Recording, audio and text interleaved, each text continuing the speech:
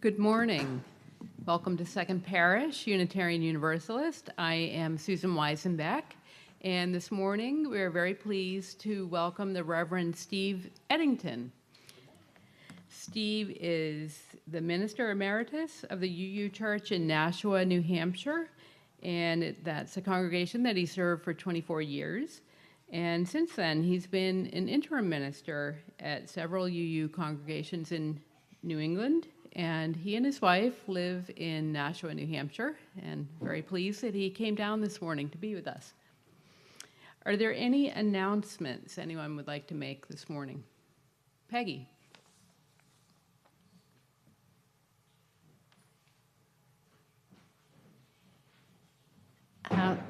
Ladies' lunch next Friday, the 8th. Please RSVP to me, either by email or text, so that we have the right amount of food. I hope to see a lot of the ladies there.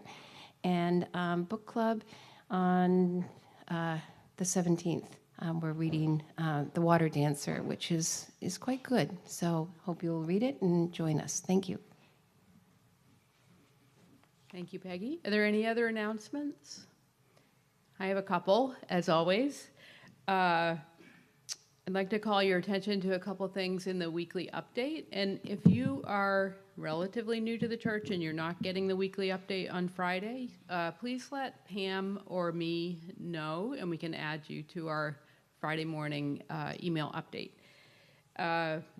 On Saturday mornings from 8:30 to 12:30, we have a new group using Cushing Hall. It's called Code Whiz, and it was lined up by Ardith. We thank Ardith very much for lining that up. It's a coding and critical thinking group for elementary-age children. So if you happen to be at church on Saturday morning, they will be here in Cushing Hall, so please respect their space. I was here yesterday when some parents were picking up, and they were very interested in the church. So I gave them a little tour, and hopefully some week they'll join us. So we are planning to open the nursery room, and I don't see anyone here who might take advantage of that, but I think all of us would agree. We're very happy to hear noises of little children in the sanctuary, but for parents who would like a break, the nursery room will be opening starting next week, and we have teenagers who will be there and possibly some adult helpers as well who would love to be able to rock a baby some week. And finally, I hope everyone had a chance to read Stephanie's letter in the weekly update. She is requesting an official leave of absence, and it's a partial leave. She is still in touch with the leadership board almost constantly, unfortunately for her. And she is available by phone if you'd like to talk to her. And she and Sandy have already lined up ministers for the month of March. So we are all set for March. We're very happy to report. I think that's it. And if there are no other announcements, then our service will begin. Thank you.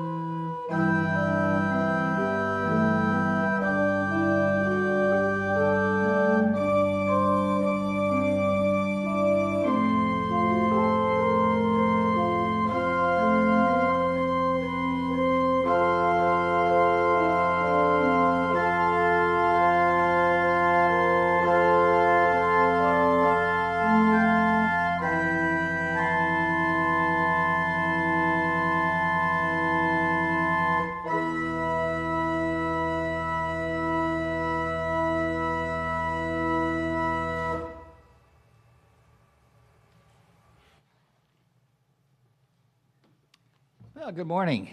Good morning. Good to be with you. As Sue said, I think I was here a little over a year ago and enjoyed my time with you. So it's always good to be back again. As she said, I'm the minister. Still live in Nashville, New Hampshire. The congregation I served there for 24 years and did several interims around New England, and finally decided it was time to completely take down the shingle, except for speaking engagements. So I'm very good to be with you this morning. Call to worship. Let us worship with our eyes and ears and fingertips. Let us love the world through heart and mind and body. Let us worship with the opening of all the windows of our beings, with the full outstretching of our spirits. Life comes with singing and laughter, with tears and confiding, with a rising wave too great to be held in the mind and heart and body for those who have fallen in love with life. Let us worship, and let us learn to love. Opening hymn, Wake Now My Senses, number 298.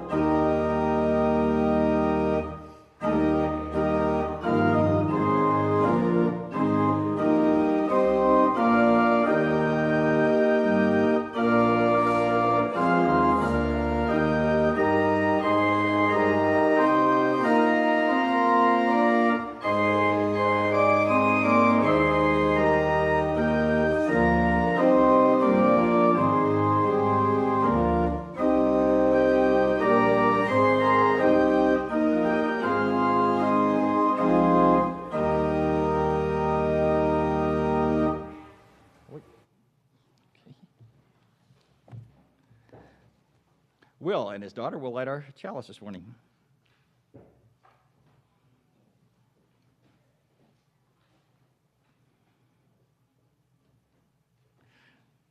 As they light the chalice, please join together in the second parish covenant of your congregation, with love for each other and respect for each person's search for truth. We unite in the Spirit of Jesus for the worship of God and the service of our neighbors. Thank you.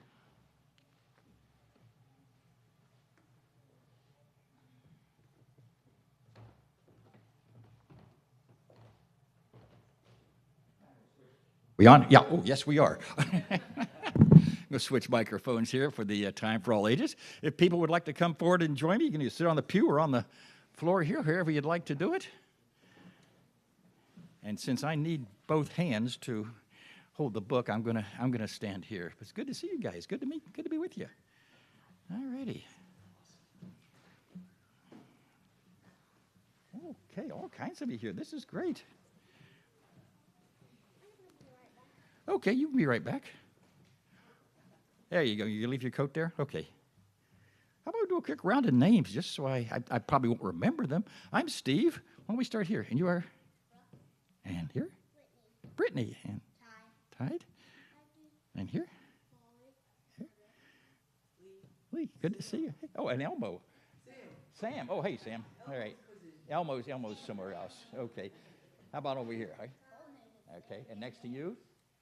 That's Caleb. Caleb? Okay. And on down? Hey. Good to be with all of you today. Got a book here. It's called Yay You.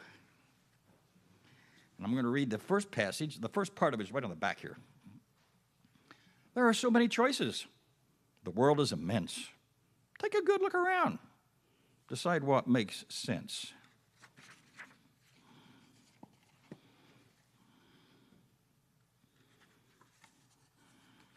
Okay. Take a good look around. Decide what makes sense. You stand this, maybe see something. Some like to go fast. Some like to go slow.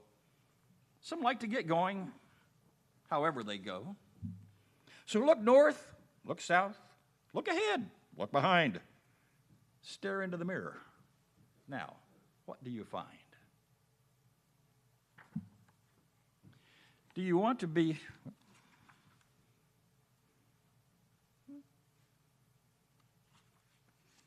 Should you live where it's cold, which you do? Should you live where it's hot? Do you want to be terribly busy or not? Do you need lots of friends or only a few? Would you like to have friends with a new point of view?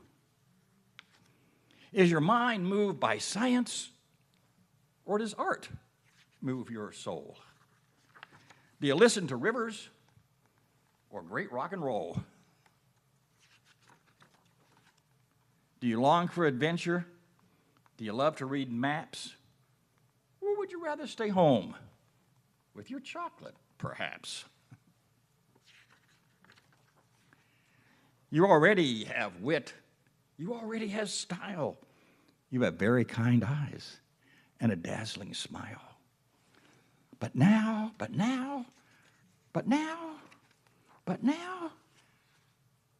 what's the hurry? What's the hurry anyhow? There are places to go and projects to do, people to talk with, lunches to chew. But stopping a while is okay too. And whatever you do, now or later, big or small, loud or quiet, whatever you do, don't worry. Just try it.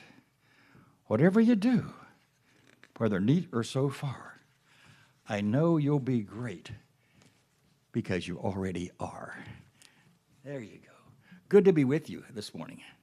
I believe we sing as we go here. Okay, let's sing together. All right.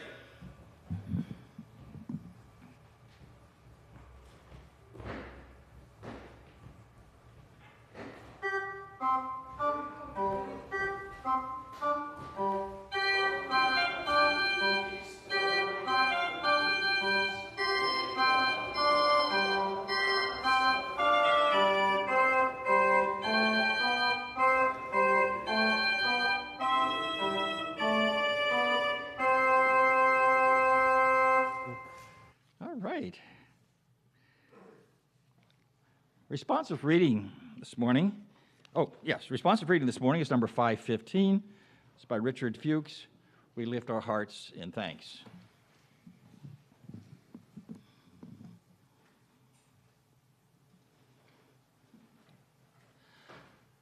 For the sun and the dawn, which we did not create. For the moon and the evening, which we did not make. For food which we plant but cannot grow. For friends and loved ones we have not earned and cannot buy. For this gathered community, which welcomes us as we are from wherever we have come. For all our free churches that keep us human and encourage us in our quest for beauty, truth, and love. For all the things which come to us as gifts of being from sources beyond ourselves. Gifts of life and love and friendship. We lift up our hearts in thanks this day. Okay. And now as we hear our musical selection, you're invited to bring any statements or expressions of joy and concern you'd like to have read. I believe I have a couple here already. So if you'd like to write those and bring them forward as we hear our musical selection, I'd be glad to read them after that. Thank you.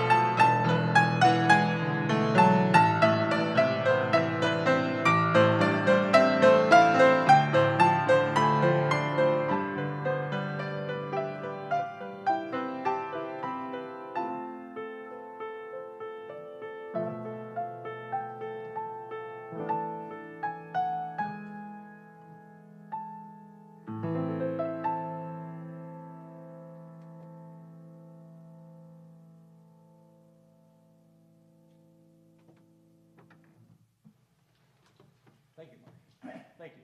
Wonderful.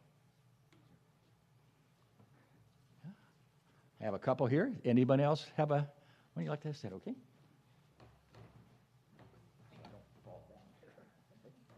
Anyone else?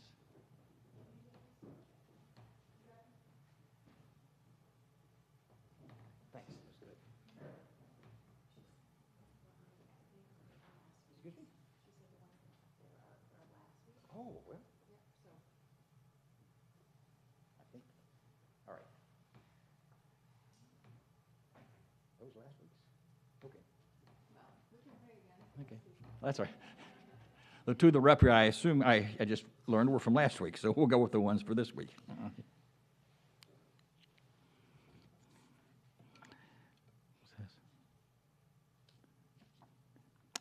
We were all concerned to hear of Dorothy's fall and stay at the South Shore Hospital. When I visited Dorothy on Friday, she was bright, alert, looking toward being discharged to Harbor House for rehab soon. When there, she would welcome visitors and thanks for her second parish friends for all the cards, both birthday and get well. Okay. Sending good vibes for our Mimi's speedy and successful hip surgery tomorrow morning. Love, Nola and Brennan, may you heal quickly. A joy to see my mother back in church after her fall.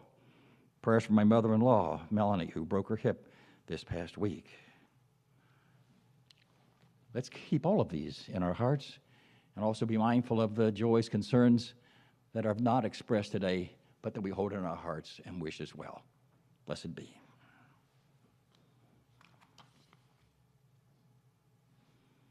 Let's join together now in singing Spirit of Life.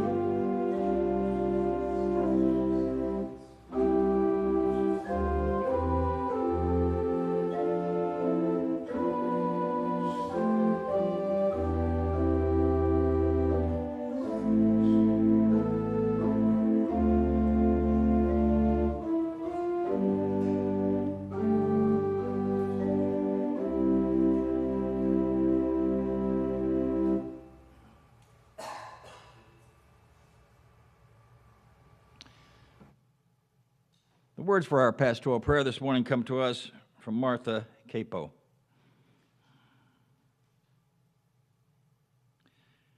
Blessed and holy Spirit of life and love,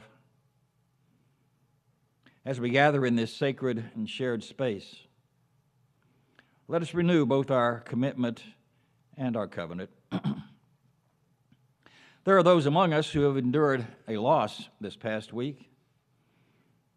May their hope be uplifted again in this community of faith. May they find renewed strength. There are those who have wrestled with questions that seem to have no answer this past week. May they find sanctuary in this community of faith. There are those who have cherished an unexpected joy this past week. May their gladness be celebrated. As we commit to continue our free and responsible search for truth, may we covenant to honor the many paths that have led to this community. May we be together in a time of silence.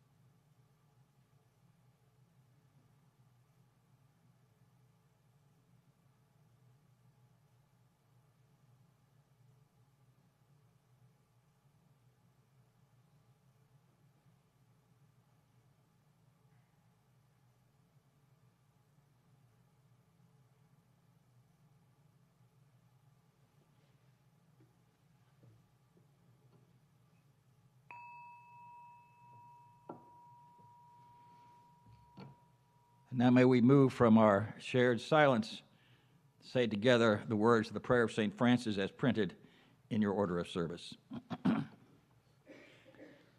Lord, make me an instrument of your peace. Where there is hatred, let me show love. Where there is despair, hope. Where there is darkness, light. Where there is sadness, joy. Grant that I may not so much seek to be consoled as to console, to be understood as to understand, to be loved as to love. Blessed be.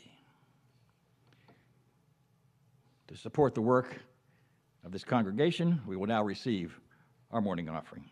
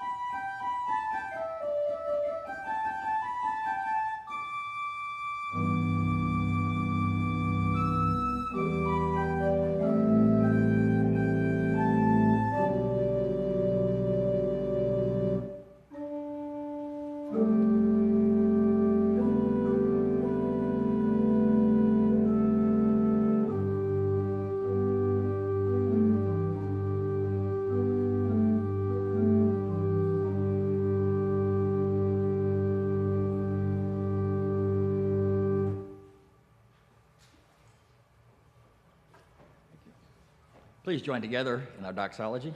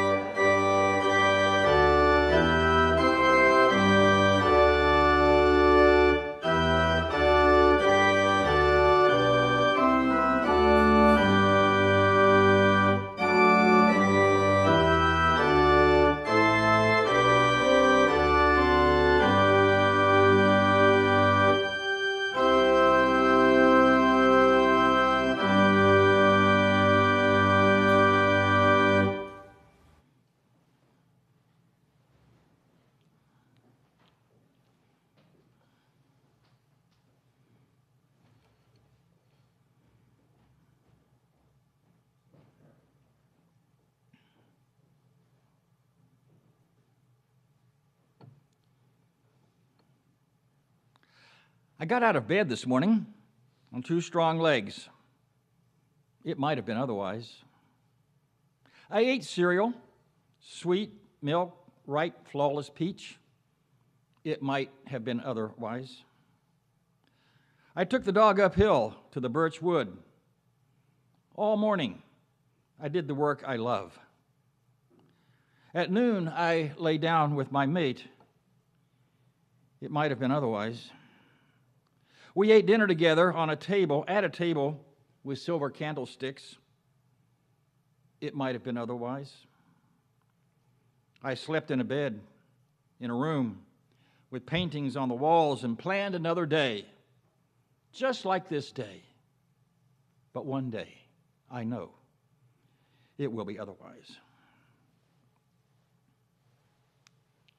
This poem by Jane Kenyon, part of a collection of hers called Otherwise New and Selected Poems, was published in 1996. It was a posthumous publication. Miss Kenyon died in 1995 from leukemia, 1 month short of her 48th birthday. She was living with her husband, the poet Donald Hall, at their home in Wilmot, New Hampshire. Miss Kenyon was the poet laureate of New Hampshire at the time of her death. Mr. Hall, who became a widower, of course, following Miss Kenyon's death, passed away about 4 years ago. Many ways you can look at this poem. I read Miss Kenyon's words as a very moving expression of grace, about finding gracious moments in what might be called the profound ordinariness of life, or the ordinary profundity of life, if we turn the phrase around. And such grateful times can indeed be amazing. And one of the things that makes such moments of grace like this is because we know on some level that they will only be with us for, well, a moment. And then it will be otherwise. Indeed, Jane Kenyon wrote these words, knowing that otherwise, in the most ultimate sense for her, was close at hand.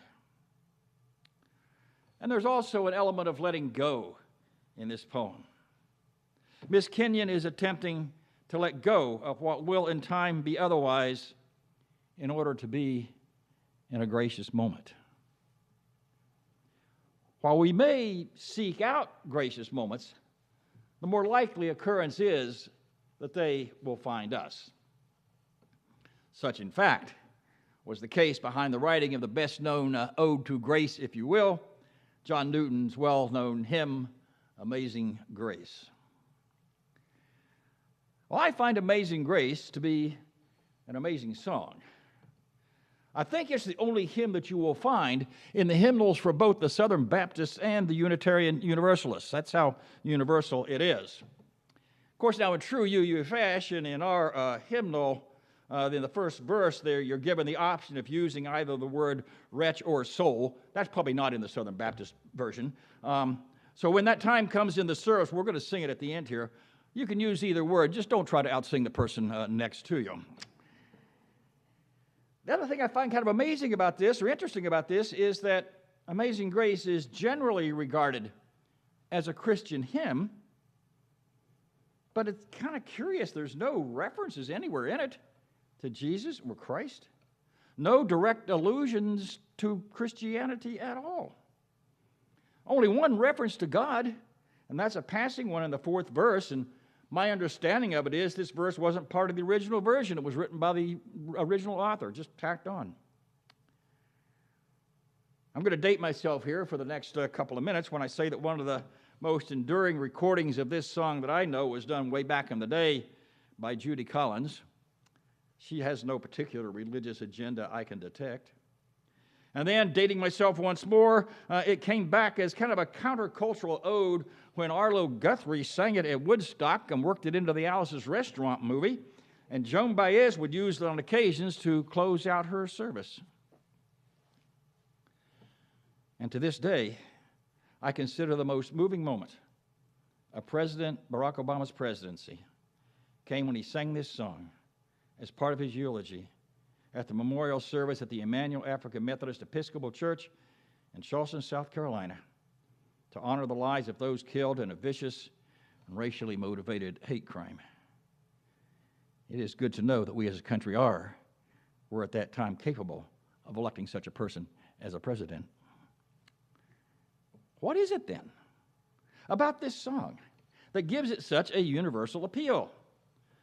I'll see what light I can shed on that question and during my time with you today as I'm going to offer my thoughts on how grace can be understood and experienced by religious liberals. But we'll back up a bit and start with how the song came to be written in the first place, which is a pretty good story all by itself. It was by the aforementioned John Newton, born in London, 1725. He went to sea at the age of 11 with his father after his mother had died. And during his time at sea, he became, by most accounts, he was a real wretch. Just wasn't a very nice person. On one of his voyages, his fellow sailors actually complained to the captain about Newton's prolific and excessive swearing. You imagine that? Ship full of sailors, upset at their shipmates swearing. Another story has it that he once fell overboard and the crew refused to drop a lifeboat to him. Instead, they threw out a harpoon, which he had to hang on to while they dragged him back up on ship. He was an accomplished sailor, though. By the time he'd reached his 20s, he was the captain of his own ship. In this case, it was a slave ship, transporting captured Africans to America to be sold into slavery, our nation's original sin, whose legacy we continue to contend with and struggle with to this day. Well, then, in an account which kind of has Jonah and the whale overtones to it, except there's no whale or big fish, as the scripture has it in this one, it was on a voyage of Newton's ship, of which he was the captain, and was being used to transport slaves, that he and his shipmates came into a violent storm that no one thought they were going to get through. No one thought they were going to survive. And as he tried to steer his ship through this storm, not knowing where he was or where he was going, Newton realized he had come to one of those let go and let God moments, to use a little 12-step language. It was a moment, that is to say, when he realized that his life and his fate were no longer in his hands. They were instead in the hands of a power or powers greater than himself, and all he could do was just let go and let things happen. Now, that situation of Newton, whenever I recall it, reminds me of what a whitewater rafting guide, whose raft I was on a few summers ago, said in a very delightful southern West Virginia drawl. That's where I'm from. I still got a little bit of it myself.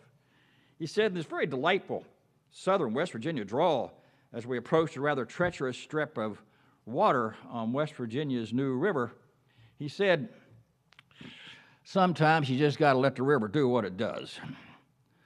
I didn't take a whole lot of comfort in those words at that moment. But the guy was right. The river did what it did, and we made it through. So getting back to Newton, the ocean storm did what it did. The ship and the crew survived. And Captain John Newton had a religious conversion that resulted in his becoming the Reverend John Newton, an Anglican minister, which meant, among other things, he had to let the swearing go. And the song he wrote was based on that seagoing experience. Quite literal in places. I once was lost, but now I'm found. Through many dangers, toils, and snares I have already come. 'Twas grace that brought me safe this far, and grace will lead me home. He was writing from experience with that one. Well, Reverend Newton then became a prolific hymn writer up till his death at age 82. In his later life, he reflected, quite soberly, I would imagine, on the part that he had played in the slave trade, and he became a vocal abolitionist. There's some speculation, never fully confirmed, that Newton got the tune from Amazing Grace from listening to the singing of the captives on the slave ships that he was captaining. Well, all right. That, I hope, is an interesting story. What does it have to do with a bunch of 21st century Unitarian Universalists? And I want to touch on two things, I think, of what it means for religious liberals to live by grace. One, I would say, is to live with a basically trustful attitude towards life, knowing that it will at times also betray us. The other is to live with an openness to receiving the unexpected, often undeserved gifts of life that come our way, knowing that we will have to live with many ungift-like moments as well. These two attributes of grace, I would say, reach across and well beyond any number of beliefs and doctrines. You may or may not believe in God or in a power greater than yourself and live by grace. The enduring appeal of amazing grace, I've come to believe, is really because it speaks to so many universal human experiences. Who has not, that is to say, had a time of feeling lost, out of sync with yourself and your world, and then had things just somehow pull back together? I once was lost, but now I'm found. It's a universal experience, human experience also, to be oblivious or blinded to certain aspects of ourselves and our world, and then become awakened to them, kind of have an aha moment in the midst of confusion. 'Twas blind, but now I see. Who hasn't had a fearful heart at times, and then often through the love and care of others, had that fear relieved? And many of us, I would guess, have had life-changing experiences that come upon us and cause us to think and act, see and perceive and believe in new and different ways for having had those experiences. How precious did that grace appear the hour I first believed, or the time when I newly perceived, or the time when I saw something in a new and different light for the first time. I dare say we've all been there, one way or another. To live by grace, as I've noted here then, is to live with a basically trustful attitude towards life. Like I say, knowing it will also betray us at times. And on this note, I want to share with you a passage from the writing of one of my favorite theologians. This book is called To a Dancing God. It's by Sam Keene. It came out some 50 years ago. I still love to come back to this. I remember an old cartoon. Sylvester the cat is running away from his ancient enemy, the bulldog. Suddenly, he sees that the only way of escape open to him is across a pond. Without hesitating, he runs out into the water with no worry about sinking. So long as he remains unanxious, a lily pad arises to meet each of his advancing feet a split second before he would otherwise sink into the water.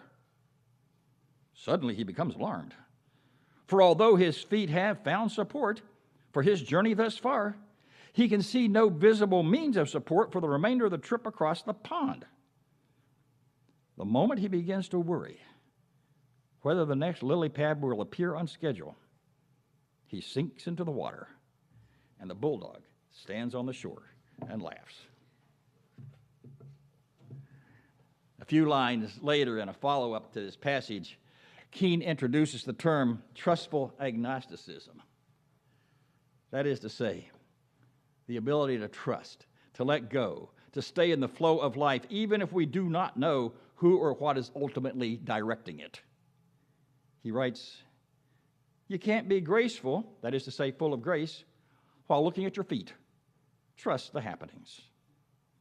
And this is what Keene calls trustful agnosticism. You may not know just who or what it is that ultimately sustains your life or keeps those lily pads coming. To live by grace is to walk in and through life, believing that the sustenance will be there, that the lily pads will keep coming. Well, now, I believe what Sam Keene says. And I also believe what a gentleman named James Hillman also says in a book of essays he wrote on trust and betrayal called A Blue Fire. Mr. Hillman kind of provides a counterpoint to Sam Keene, a yin to the yang. This is Hillman. You cannot have trust without the possibility of betrayal. We are betrayed only when we truly trust, not by enemies, or once we truly trust, by brothers, sisters, lovers, spouses, not by enemies, or by someone you didn't trust to begin with. Trust has in it the seeds of betrayal. Trust and the possibility of betrayal come into the world at the same time. For we must be clear that to live or love only where there is trust, where one cannot be hurt or let down, means really being out of harm's way, and so to be out of real life. Well, I have to admit, it took me a while to get that. I found myself, when I first read that, arguing with Mr. Hillman. I was saying to myself, or to the page that was in front of me there, I'd say, well, what's wrong with living and loving only where there is trust? What's wrong with always wanting to be out of harm's way? The answer I finally had to give myself, well, there's nothing really wrong with it. It's just that life doesn't always work that way. To choose to let go and trust, as Hillman quite correctly points out, is to also offer, or is also to accept the possibility of betrayal. To live by grace, then, is to walk through life with a stance of trust, while knowing that the walk is not risk-free, but still believing that by grace, the walk, the journey, is worth the taking. I'm going to close on this point by returning to Jane Kenyon. I only know her through what little, I must admit, I've read of her work. But I have to believe that at times, on some level, I have to wonder if she didn't feel an ultimate kind of betrayal in knowing that her life would be taken from her before she even reached her 50th birthday. And yet, she could still celebrate moments of grace, eating cereal with sweet milk and peaches, walking her dog through a New Hampshire wood. Now, the other piece of grace that I'll hold up is that living by grace means keeping a stance of openness and receptivity to the unexpected and the sometimes undeserved gifts of life that life can bestow upon us.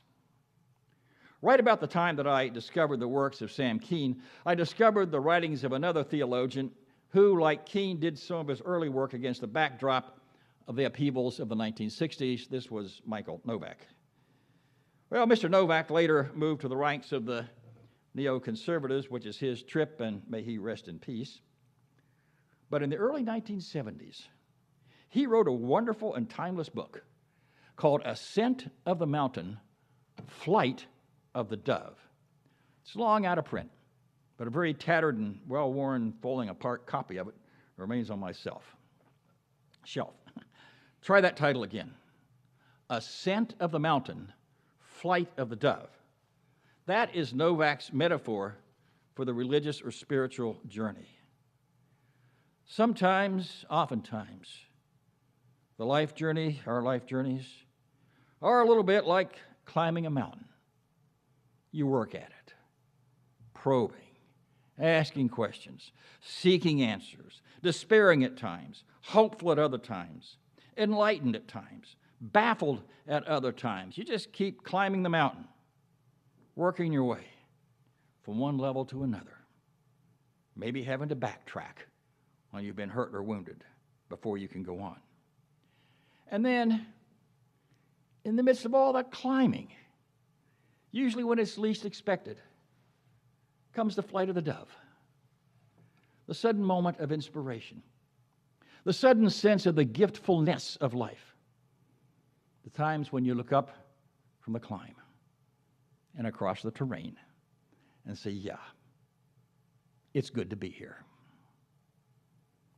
It is in such moments of grace that we find our reasons to keep going on with our ascent of the mountain in the faith and in the hope, in the faith and in the hope that at some point we will again be blessed by the flight of the dove. Close with this. Life both blesses us and wounds us. We can't prevent or stop either one. And more often than not, we do not know when either one is going to appear. We can only hope and trust. We have the strength and the fortitude, while we draw upon the strength and the fortitude of those who love us the most, to deal with the wounds, while at the same time cultivating the openness to receive the blessings and the times of grace that will come our way. I got out of bed on two strong legs. It might have been otherwise. I ate cereal, sweet milk, ripe, flawless peach. It might have been otherwise. I took the dog uphill to the birch wood all morning. I did the work I love. At noon, I lay down with my mate. It might have been otherwise. We ate dinner together at a table with silver candlesticks. It might have been otherwise. I slept in a bed, in a room with paintings on the walls, and planned for another day, just like this day. But one day, I know, it will be otherwise. Closing hymn, number 205, Amazing Grace. Let's sing that together.